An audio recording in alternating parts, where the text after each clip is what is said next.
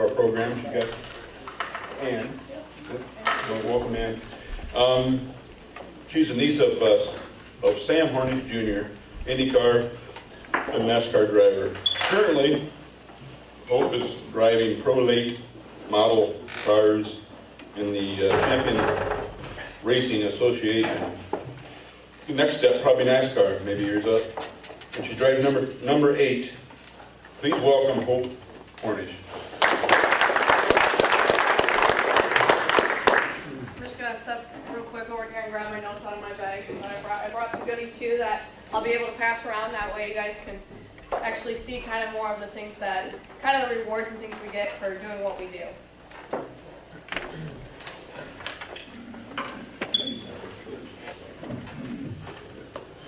I'll just start off by telling you guys a little bit about myself. So I'm Hope Hornish. I graduated from Tenora High School in 2015. So definitely headed over to beat the Aces a couple times.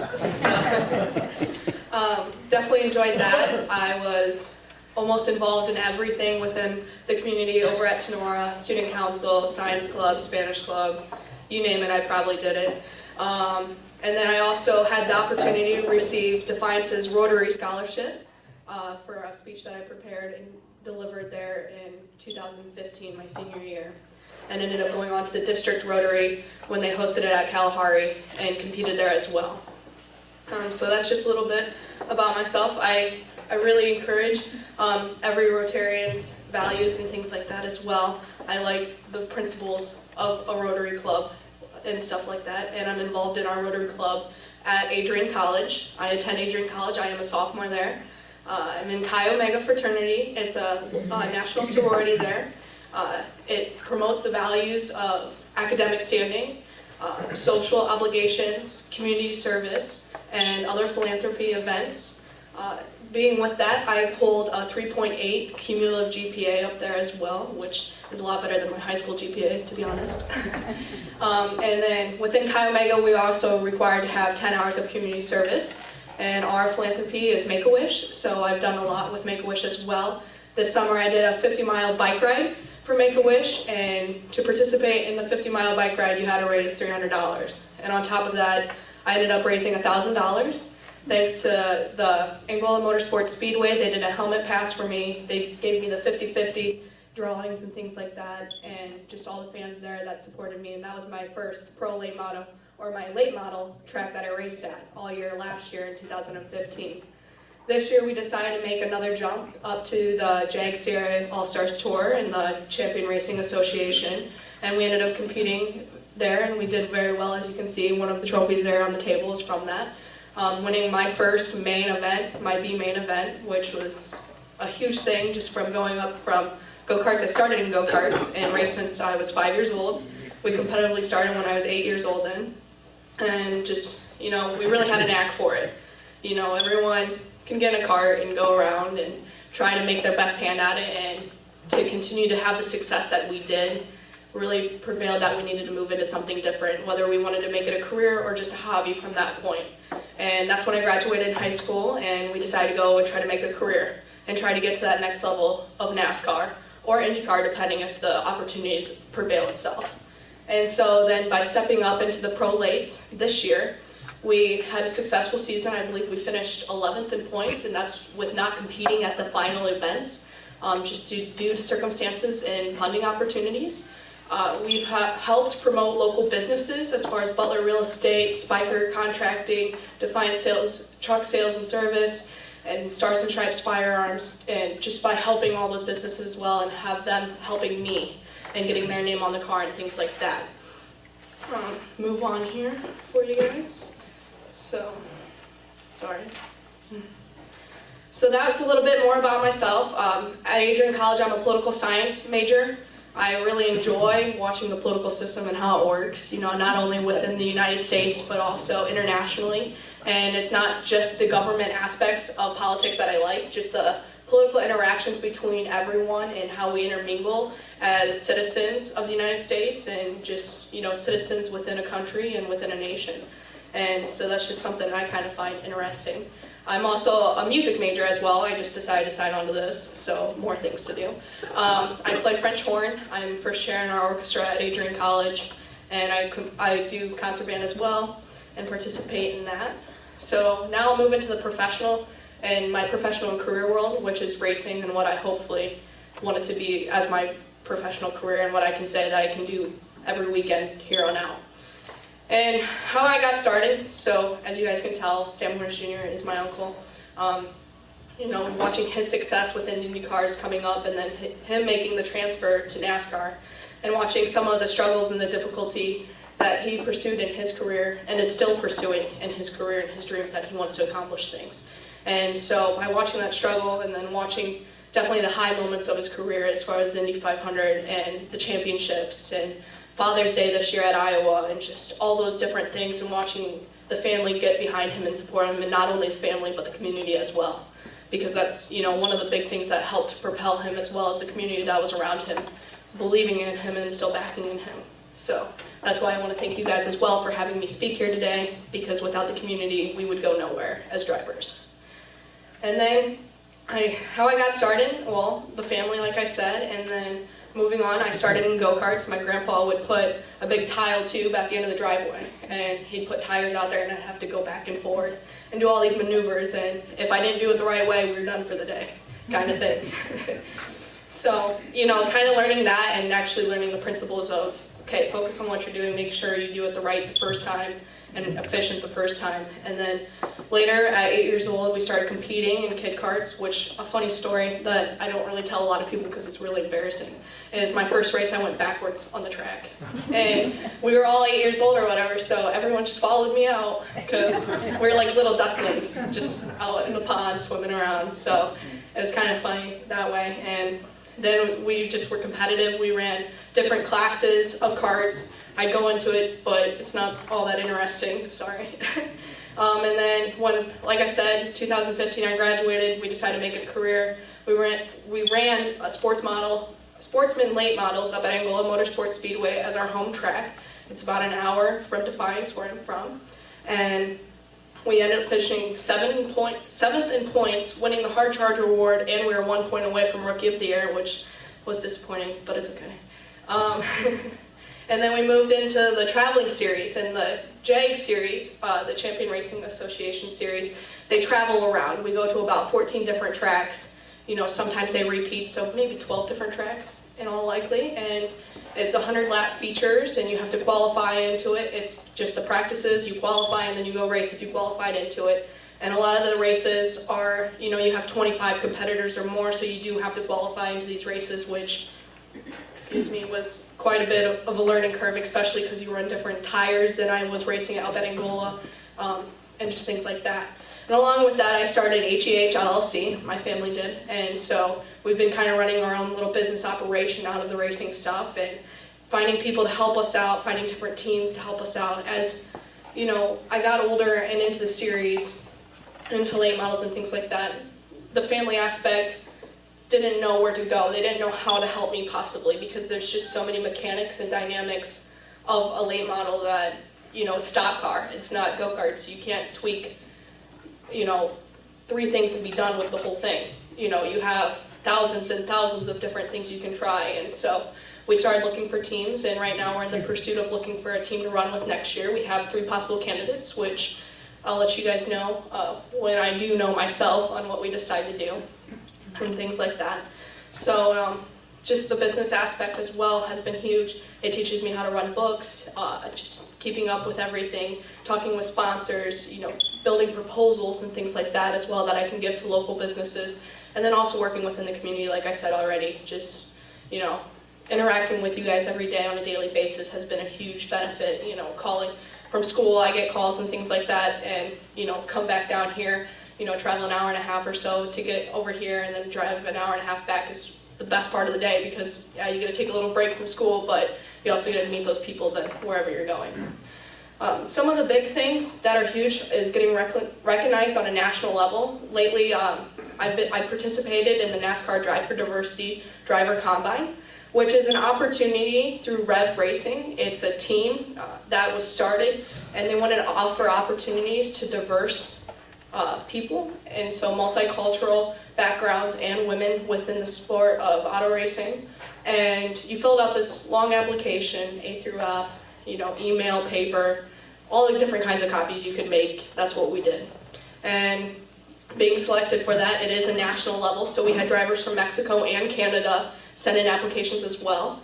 And then you had to be selected from that. And once you were selected, they were hosting the event down in Florida this year at Daytona headquarters and New Smyrna Speedway.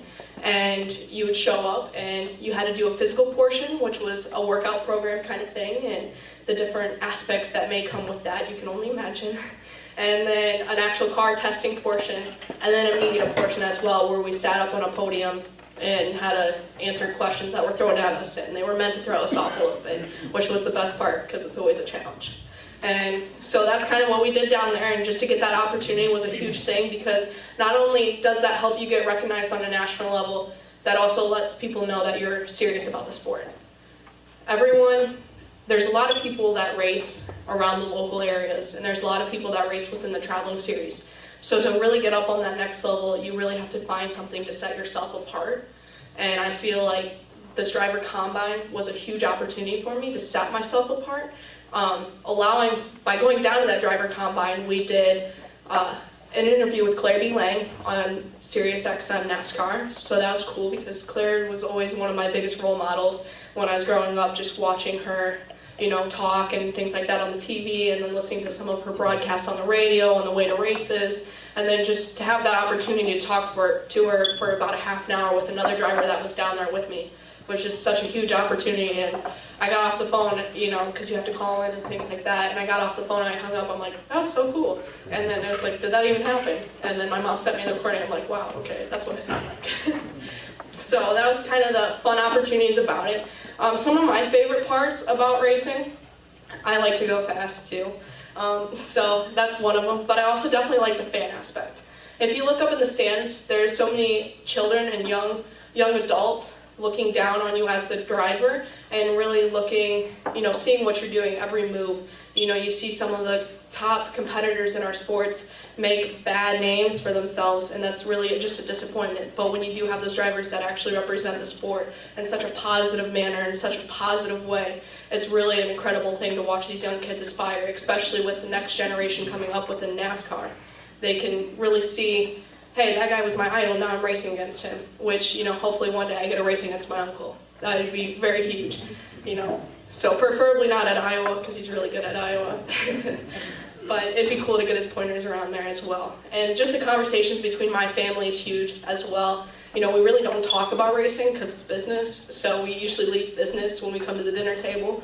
And then once in a while we'll ask a couple questions, and then we'll have to refrain from asking any more just because of how the day went and different things like that, which is huge, especially with a family that has that background and has that experience to give it to me as well.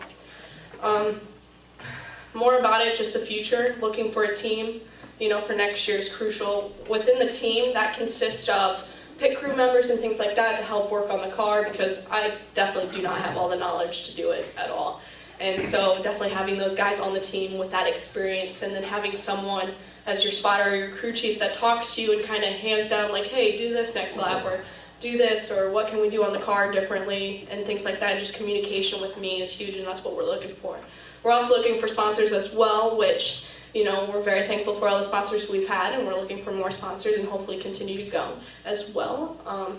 Definitely a lot of sponsor coverage from, sponsors were mentioned on the air when I was with Claire, and they were mentioned throughout articles and things like that. My whole social media thing is all ran by myself. I have created my own website and my own Facebook page, which is almost up to 2,000 people in less than a year, which I'm very excited about. I'm also looking for opportunities on offering opportunities to the college. So Adrian College is where I go to school at as well, and I know a lot of majors in every kind of discipline because it's so very small. And so I'm looking forward to starting internship opportunities within people to help with HEH LLC, so they can get real life experience and helping with kind of the markability, the online things, maybe even the accounting things later, hopefully if we start growing as a business. And then definitely helping with myself, with just kind of merely anything and everything. So just giving them the opportunities as well. I'm going to move over to the table now and kind of do my little show and tell thing I brought for you guys. So thanks for listening to the long part of this. Now this will be the fun part and kind of the short part. So thank you. Yep, and we'll do a question too after that, so you guys can ask questions as well. This is from the JAGS Challenge 30, which is the B main event we ended up winning. I'll just start it here and you guys can pass it around. So it's pretty heavy, so sorry about that. It's just kind of a cool thing. It's one of those first trophy things in an actual late model that I have that's just kind of very surreal for me.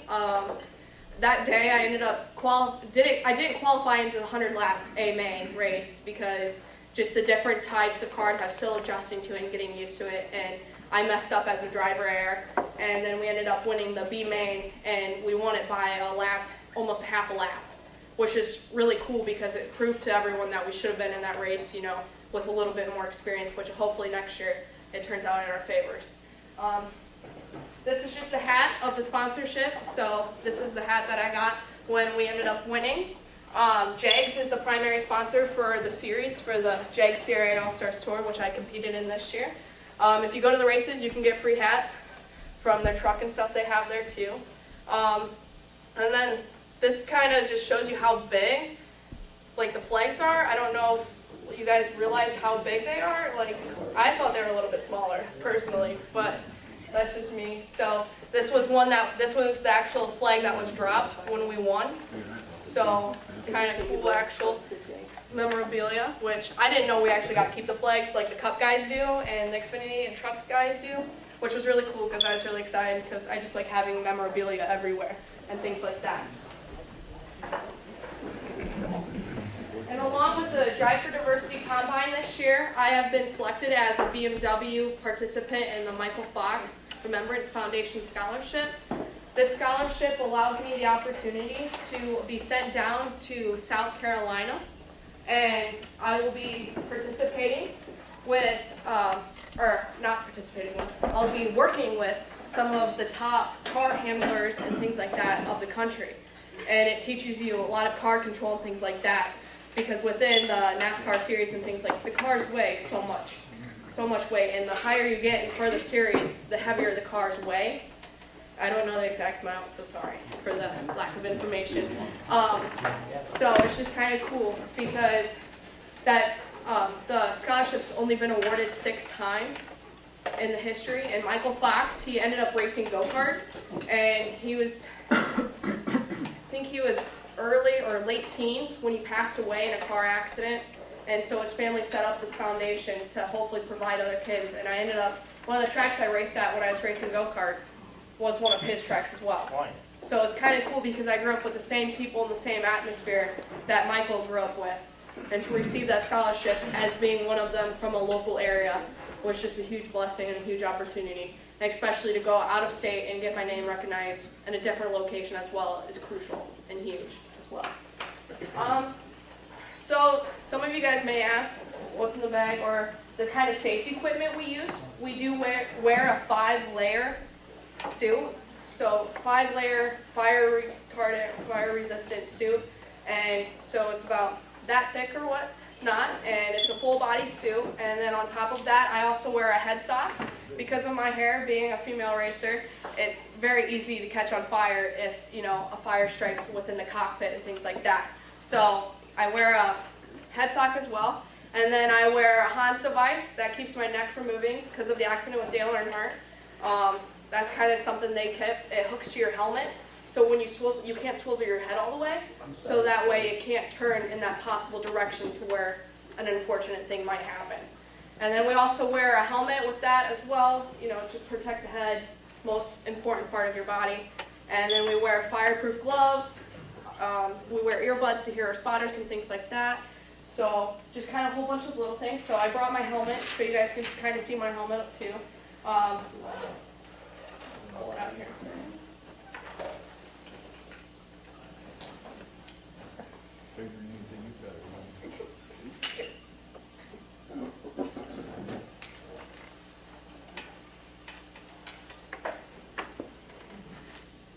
So this is my helmet that I wear. This kind of looks like just the basic helmet that even the Cup guys wear too. There's different brands of helmets, of course, you know, whatever sponsorship or other opportunities or kind of the style you like. So I'll pass this around too. Sorry if it's a little smelly. I apologize. And then on here, it plugs into a radio, so I can hear the spotter. So there's a little birdie up in the stands, kind of, that talks to me and lets me know what's around me and what's approaching me.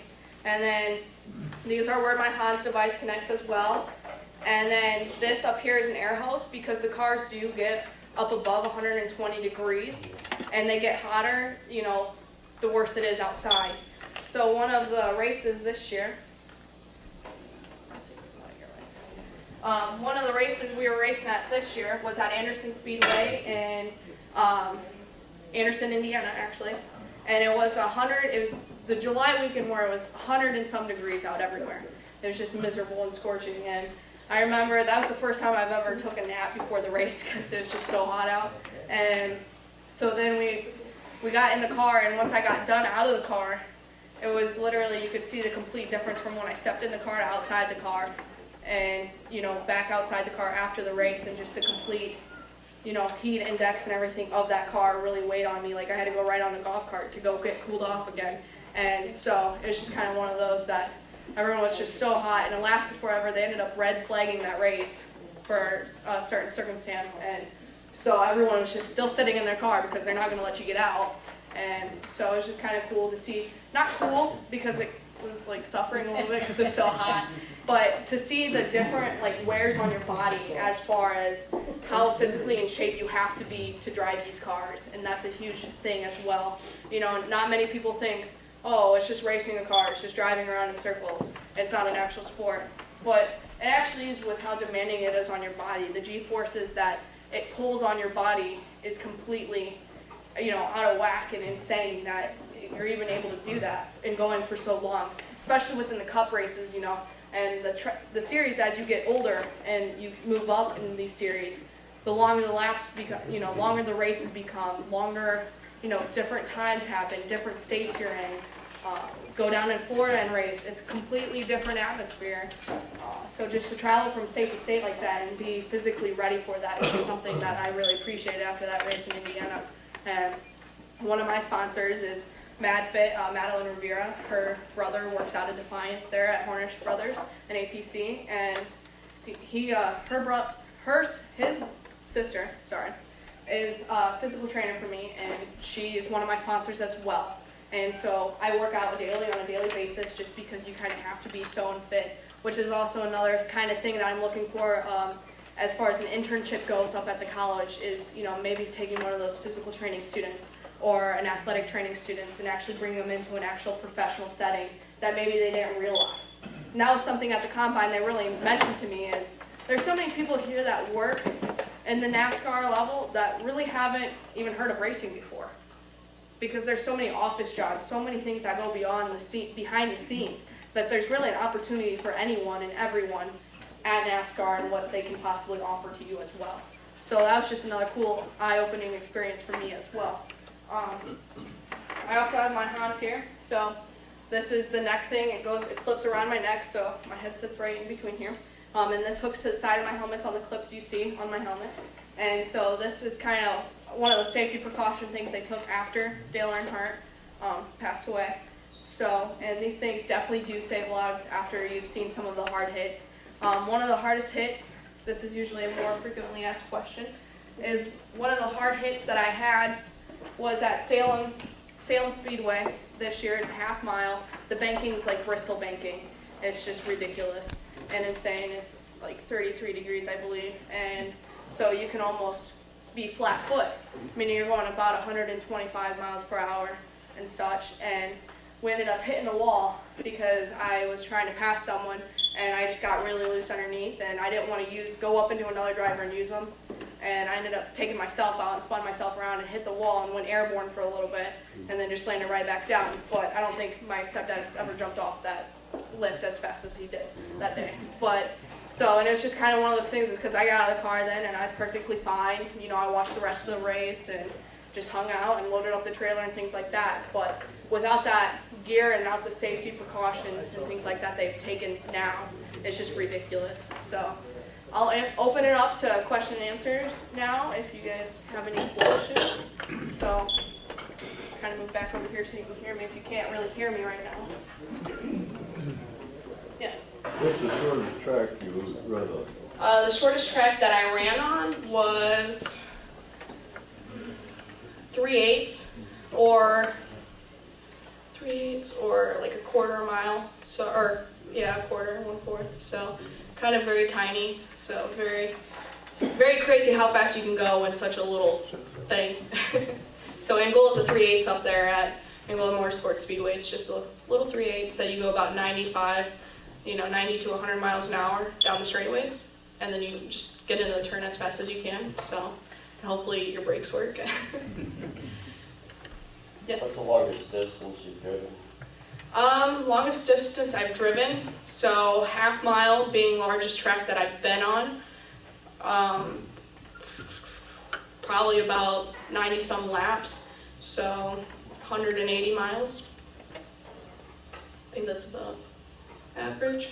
So each race is 100 laps, so, and then just depending on what you're running on. Plus there's caution laps too, so I don't know if you count going fast or count going slow too. So. At those distances, do you have to pit at all, or during the race, or not? During the 100 laps, we usually don't have to pit, just because the fuel cells in the back of the car are so big and so massive. But we do end up, if you have like a 200 lap race, they end up having cautions and things like that to where you do pit. Tires, you can always pit during the 100 laps as well, depending on the circumstances and like what you're trying to accomplish. And that also works with how much your budget allows you to work with. My first year in racing, we tried to do it as cheap as we could, and meaning only getting one set of tires for 3 weeks. And, we didn't really have a backup set ready to go, because why are we gonna, pay money for extra rims to put those tires on? And so it was kind of the fun part of, okay, you gotta be smart out there too and actually know what you have back in the pits as well. There's the Winchester 400 is the most prestigious race in short track racing, and 400 laps at a half mile, Winchester, which is the world's fastest half mile, and they ended up doing live pit stops. They actually some of these teams hire in professional pit crews from the NASCAR level to come in and pit these pro late models and these super late models just for this race. And it's really cool to see, because I haven't competed in the 400 yet, but I plan to next year. And with that 400, it's just crazy because everyone jumps over the wall and there they go. And it's very interesting just because it's a different interaction. You also see pit crews that don't want to pay for that outside pit crew to come in. So it's all these just regular guys who, do every day, and they put on their skateboarder pads or whatever, trying to, everyone's like, let's get decked out and make this an actual thing. And then they jump over the wall too. And it's just a great weekend in general. And when you add pit strategies in there, they also do competition yellows, kind of like NASCAR does, except for within like 100 laps, or like if it's a 200 lap event and they do a competition yellow, no one loses position on the cautions, so you can come down pit road and then do what you need to do and come right back out. Or they have where they do other types of competition cautions, so they do a 10-minute break. They call it kind of halfway. Everyone comes down pit road and they break, and depending on how many tires you take, they go ahead and send you out, your position out based on how many tires you take. So it's kind of not on the, I feel like it's a little more tricky situation than NASCAR when it comes to all that, because without having so many laps and so many, set rules before the race and things like that, it definitely allows for a fun little chaos kind of in the actual features for us for short track racing. And we also do inversions.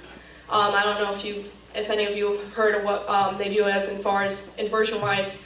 We qualify like the cup guys do, but then the leader rolls a dice. And it's either, depending on how many people there are, it's either 1 through 8 or it's 1 through 12. And if the leader rolls a 12, the leader starts 12. Second place starts 11th.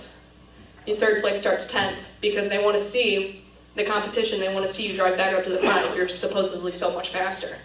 And, so sometimes you get in the case of where you have people who decide not to follow the rules and, lack off the pace there and qualifying just so they can be up towards the front in the beginning. But it definitely comes down to show, it really pays out, and especially if the leaders can be patient enough to get back up to the front without taking everyone and themselves out. So that's kind of also another fun thing too when you're a spectator, not so much when you're a driver. Yes. Do you use special fuels?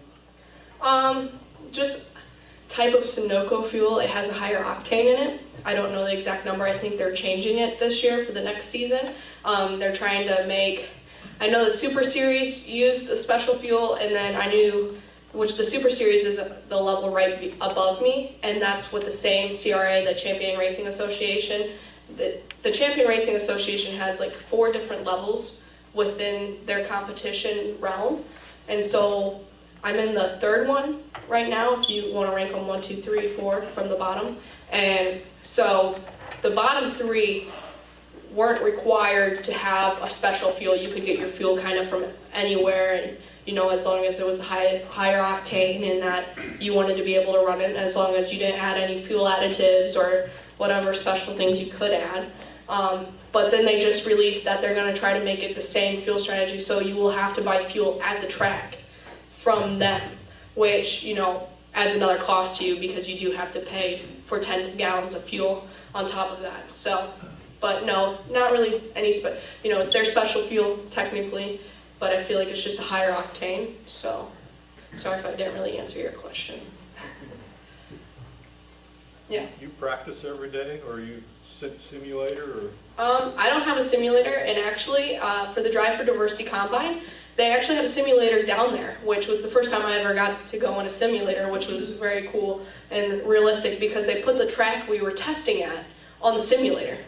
So to see how it kind of carried over and to see, the benefits and the cons of it and things like that was really cool. As far as practicing goes, sometimes they have, they practice days within it depending on the events. Usually within the Champion Racing Association events, they usually have a practice day the day before, and then the day of the race they have 1 hour practice, and then they do a qualifying and then the race. So you kind of practice like that as well, and with me being a rookie this year within that series, it allowed me to go an extra day. They would say rookie can go a day earlier than the mandated practices. And so we'd be there for 3 days basically. We'd practice all day, Thursday, practice Friday, practice 1 hour, qualifying and race on Saturday. Which, that you definitely lose that time as a rookie because one of the other rules, it's all rules, I'm telling you, but one of the rules is you can't practice 4 days to a sanctioned event because they don't want you to, go and practice 4 days in a row leading up to the event to where all your other competitors may not have had that chance to get out there. So, kind of one of those opportunity things. Any other questions? Yes? So what does your Uncle Sam think about all of this? He laughs. Definitely, he's seen how hard it is to get to where he is. And back, it was all about talent. It was all about, do you have the talent to make that car go fast? Can you do this? And then it was just about the teams backing you. And now it's really about how markability you can be. How well can you grab that sponsorship? How well can you promote that business? It's the talent, the person you are, and now the team that wants to look at you because of their sponsors and how you work with their sponsors, not just so much because you have that talent. So he understands the sport's getting more challenging and things like that as well, which, I think he doesn't want me to race just because he understands it, but I also like the challenges about everything, so of course I'm going to continue with it, and I love to do it. It's just one of those things that once you start and you love it, you're not putting that helmet down anytime soon. So. Do you have a favorite track that you raced at? I like Winchester, which is one of the world's fastest half mile. Why? Because it is really fast, and I like big tracks too. I like half miles. I don't like where you have to drive it into the corner and then just get on the brakes right away. Unfortunately, that is what a lot of NASCAR is. It's a lot of short track racing. So, but it's fun. It adds its own challenges to it. And then with Winchester, it's just so fast, and it's just a prestigious race. If you win the Winchester 400, you get a rifle because it's a Winchester, Winchester 400. So you get a Winchester rifle, and so it's just one of those big things that, you know, it's kind of like the Indy 500 for Indy car guys, or it's like the Daytona 500 for the NASCAR guys. So when you go into short track, it's, yeah, the Winchester 400, that's what I want to run. Or there's a race coming up, the Snowball Derby, which is down in Pensacola, Florida, which I'm not racing at this year, just due to circumstances and trying to prepare for next year. But that one's pretty prestigious as well. A lot of NASCAR guys have won it. A lot of NASCAR guys do come down and run the Winchester 400. William Byron was down there. Eric Jones has been to the Winchester 400. Just Casey Kane, I believe, has been to the Winchester 400. You know, a lot of the top guys have been to the Winchester 400. And to win that race and to beat those guys that come with professional pit crew teams and things like that, it's just really incredible. And it really allows you to put your name up on the board. So that's kind of what we're hoping for next year. So, yeah, that's basically my favorite track. So, any other questions? How many times a year do you expect to race? I mean, I think there's lots of races. It doesn't sound like you get to go to all of them. So. Yep, within the series, each series basically runs about 13, 14 races. I also try to, you know, the ones that are really like, okay, we're really going to make this a thing, they try to race on the off weekends as well, which, you know, is like once every month, I believe we have an off weekend. And so, you know, everyone's like trying to get to the track on their off weekends and trying to get that seat time. The more seat time you have, it definitely is beneficial to you. You know, that's one of the things that I kind of regret is I didn't get into late models soon enough. So now I'm playing catch up with everyone. And, you know, there's kids young as 12 years old racing these cars. And, you know, granted, I get you want a head start on your career and things like that as well, but I feel like you got to be a kid first, which that's definitely what my family allowed me to do with competing. And I was a three-sport athlete within high school. I played softball, basketball, cross country, track, golf, softball. So kind of just everything. And they really let me, you know, decide what I wanted to do with my future and really let me, you know, make that decision. So I feel like when you get that younger generation, that 12-year-old, you know, or 13-year-old, I feel like if they're mature enough to handle it, and if they're, you know, capable and physically ready to handle a car that big, go ahead. And there's, you know, those kids do end up racing every weekend of the year. Even till now, they're still racing. I know there's a big race coming up this weekend in Florida. And so, you know, we could always keep racing and things like that, but then it also comes the money factor as well, and the funding that we can get. So sometimes teams only choose a couple certain races, like the Winchester 400, the Governor's Cup, and the Snowball Derby. And that's all they do all year, because they know as long as they win that race, they're fine. Like, you'll end up going somewhere because it's just such prestigious races, which then discredits the ones that are there week in and week out. The ones that sit there and put all the time and dedication into every race and every opportunity that comes abroad. So, just kind of one of those things, you know. I try to race as much as I can. I believe we had 20-some races on the schedule for this year, and we only raced about 10 to 12 because of rain, weather. You know, we live in Ohio and Michigan and Indiana, so gotta deal with the weather sometimes, which is kind of a bummer, especially on rain days and snow days, but just kind of those little things. So little things may stop you, so we always like to have a whole schedule planned out. That way, if that cancels, okay, we're going there, kind of thing. So hopefully that answered your question. Any other questions?